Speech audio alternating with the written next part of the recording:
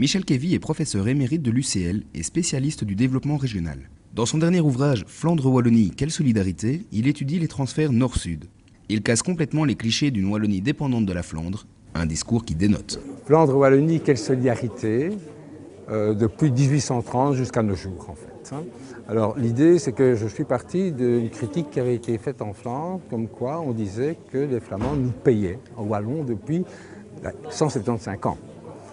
Et que donc, et en plus, pas question finalement de continuer à les payer. Or, ça je me suis dit, historiquement, est-ce que c'est valable? Alors effectivement, je me suis dit, je dois remonter à l'origine de l'État belge, à l'indépendance, et essayer à travers des grands dossiers de l'État de voir, mais enfin, qui est-ce qui contribue vraiment pendant cette période-là? Est-ce que ce sont les Flamands ou bien est-ce que ce sont les Wallons? Voilà l'idée de départ. Concrètement, qu'entend-on par transfert nord-sud? Très clairement, quand on est dans un État fédéral, eh bien, il y a toujours ce qu'on appelle un mécanisme de transfert où les Länder riches, par exemple, contribuent au développement des Länder qui le sont moins. Mais dans le temps, ça peut changer. Vous pouvez être très riche pendant 50 ans et l'autre peut redevenir plus riche que vous. Donc, et tout ça est ajusté. Chez nous, on a fait ça à travers la loi fédérale, à travers ce qu'on appelle la sécurité sociale. La Flandre a tendance à dire que ces transferts sont à sens unique. Mais qu'en est-il? Alors, concrètement, dans la période des années 1965 à maintenant, c'est vrai que la Flandre est contributrice. Ça représente quelque chose comme maximum 9 milliards d'euros par an. Par contre, quand on regarde ce qu'a apporté la Wallonie pendant 125 ans, c'est des centaines de milliards. Vous voyez? Alors là, le problème est de se poser la question, est-ce qu'un juste retour ne serait pas normal dans un État comme la Belgique? C'est ça la vraie question.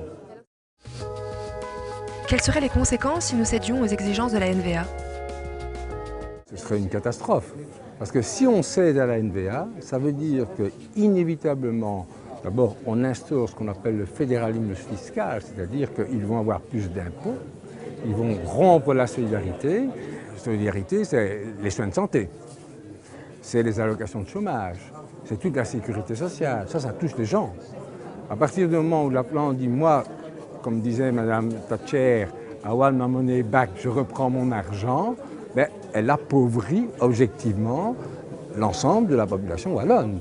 C'est quand même très important, alors qu'on les a aidés à se développer pendant 125 ans. Les leaders politiques du nord du pays renvoient une image dégradée de la Wallonie. Mais est-ce vraiment la réalité? Alors non, pas du tout. Mais j'ai même fait les calculs. Quand je prends la richesse créée par habitant, si je mets ensemble le couple, ce qu'on appelle le couple Bruxelles-Wallonie, nous faisons un niveau de richesse actuellement identique à la Flandre. Si je prends l'impôt des personnes physiques, puisque c'est important parce que c'est les rentrées dans l'État, nous sommes 50-50. Et si je prends l'impôt des sociétés, nous avons plus d'impôts de sociétés dans le couple Bruxelles-Wallonie que la Flandre. Donc pour moi, il n'y a pas de problème, ça marche. Comment envisagez-vous l'avenir de Bruxelles et de la Wallonie? L'avenir de la Wallonie est terriblement positif. Bruxelles est la 3e région parmi les 260 régions européennes. Quand on met le couple ensemble, nous arrivons à une position au-dessus de la moyenne, nettement au-dessus de la moyenne européenne, et donc on entre dans des régions qui marchent. D'autant que nous avons des atouts énormes, nous avons une très bonne éducation, nous avons un très haut taux d'innovation, donc finalement, ça sera vraiment ce que j'appelle moi un couple gagnant-gagnant.